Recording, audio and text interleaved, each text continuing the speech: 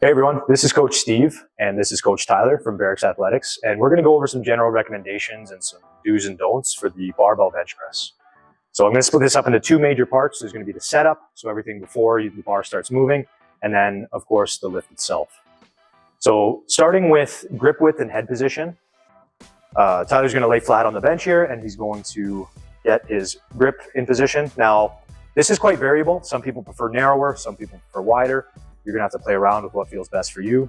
A good recommendation is probably just outside of shoulder width. Okay, you can use the rings on the bar to kind of gauge, pinky on the ring finger on the ring, whichever you prefer. And then of course, play around with it over time. Head position, I generally recommend having your eyes more or less directly under the bar while it's in the rack. Okay, once you unrack, it's gonna come down the body, of course, but that's a good starting point. Now that Tyler has his grip width and his head position set, we're going to focus on the shoulders next. This is arguably the most important part. Having your shoulders both retracted and depressed, so back and down, is quite important on the bench press. It allows your shoulders to be in a very safe and powerful position. So trying to get into that position should be high on the priority list. Once Tyler's in that position, the last thing we're going to talk about regarding the setup is his legs. Now, you're going to want to have your heels behind your knees. Some people have their heels on the floor.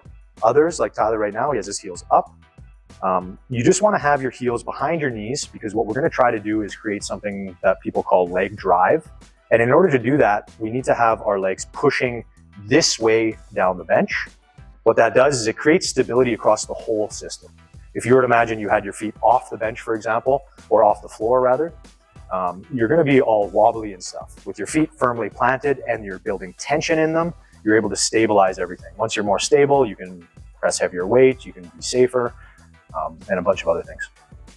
So now that Tyler has his grip set, his shoulders set, and his feet set, he can go ahead and unrack the bar. Now you're gonna wanna unrack to what I call home base or equilibrium. So essentially you wanna have everything nice and stacked, okay? You wanna be in a position where you could theoretically hold the bar there for quite some time, because there's actually not a whole lot of tension on the muscles at this very moment where Tyler is. Because again, his shoulder blades, they're stacked right underneath his elbows are stacked underneath his wrist, okay? So right above the shoulder joint is where you want to start and end each lift. Now, as he begins to descend with the bar, he's going to tuck his elbows in a little bit, okay? So he's not gonna have them flared way out to the side. That can cause some weird issues in the shoulder. There's gonna be a little bit of tuck. The amount of tuck is going to be based on the individual. If you have a narrower grip, for example, you're probably gonna have more elbow tuck. Wider grip is going to be a little bit less elbow tuck.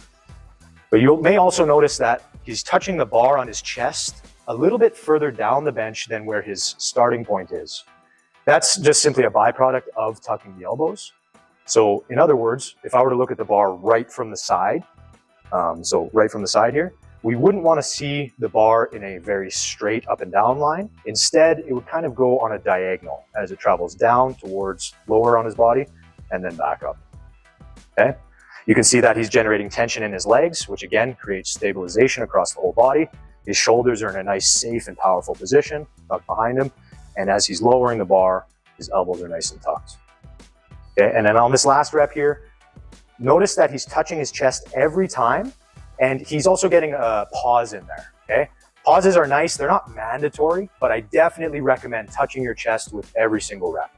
As soon as you start to play around with going above your chest, it gets very difficult to make each rep consistent. Some reps may go down to here, some may go down to here. So just standardize your range of motion by touching the chest every time. Okay, so I talked about the setup and the lift itself a little bit. So I want to talk about some more general stuff or some additional things. So first of all, we'll have Tyler unrack the bar here. I want to go back to legs for a second. One thing that can happen with leg drive is the butt can come up off the bench if you're not careful. So again, with leg drive, you're trying to create tension. And a good way to do that is to push your legs or to push your feet away from the bench, almost like you're doing a leg extension, for example.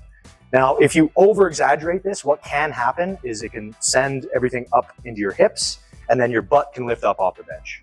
I generally recommend this should be avoided for two main reasons. First of all, if you go too excessive, you can tweak your back here. You can hyperextend your spine a little bit in some cases. That's rare, but it can happen. And also, it actually makes the lift a bit easier because you're turning it more into a decline press, which is more mechanically advantageous. which is all cool, but we're not trying to do a decline press. We're trying to do a barbell bench. So try to keep your butt on the bench at all times. Next thing I want to talk about real quick is when he gets the bar down to his chest. Like I said, always touch your chest on every rep. What some people can do is they can almost let the bar sink into their chest. They really let the bar kind of cave their chest in. I don't recommend this. Now, there are some people who get away with it. Julius Maddox, one of the best bench pressers on the planet, actually does do this to some degree. For most mere mortals like us, I don't recommend this. If you drop the bar, touch your chest and kind of let it cave in, you're going to lose all that positioning that we worked hard to get in the first place. So just try to get almost like a gentle touch on the chest and then back up. Lastly, I want to talk a little bit more about our grip width. So earlier I said anything from just outside of shoulder width, a little wider, a little narrower. Again, of course, it's going to be about preference, but there's actually one interesting way to kind of tell if you're close to where you should be. And that's going to be checking when the bar's in the bottom position. Your forearms should be straight. So in other words, if you have a very, very wide grip, so Tyler, just re-rack the bar for a sec, and then take a really, really wide grip. If you do this, when the bar's in the bottom position, your forearms are going to be pointed outward rather than straight towards the ceiling. In terms of transferring force upward, which is what we want, you're almost transferring them out to the side, which isn't very advantageous. The same thing can happen if you take a very, very narrow grip, or rather the opposite can happen, where your forearms, instead of pointing straight towards the ceiling, they're going to be pointed almost inward, which again isn't great for force transfer. It may hit the triceps pretty good, but it's going to feel really weird on the wrists, and you're not going to be able to lift very heavy that way. So just, you can have somebody kind of help you with this, or you can film yourself. Make sure that in that bottom position, your forearms are fairly straight, pointed towards the ceiling, and not way out to the side or inward, which again is going to take away from the lift a little bit. All right, everyone, that's about it for at least the basics of the bench press. It's a fairly technical lift depending on how kind of far down and what level you want to go to. But I think I covered most of the basics here. Of course, if you have any other questions, reach out to me or Tyler. Or there's lots of resources online. Look at a lot of powerlifting circles. They're obviously going to have a lot of input when it comes to bench press. Other than that, I think it's a very good movement for upper body strength and development to some degree. That's about it.